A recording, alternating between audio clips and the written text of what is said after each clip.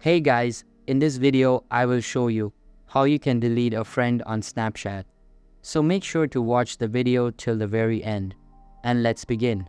First of all, go to the top left of Snapchat and go and click on your Bitmoji or profile icon.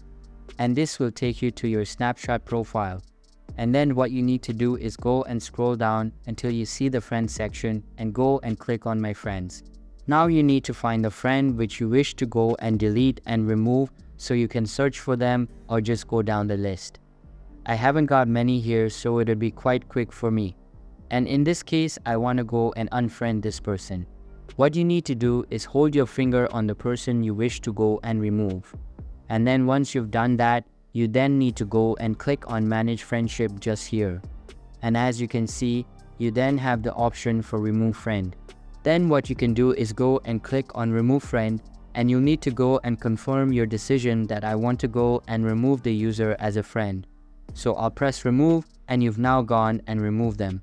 It's that simple, and you can always go and add them in the future. So that's basically how you can delete a friend on Snapchat. So that's all for this video. Hope you liked the video. Thanks.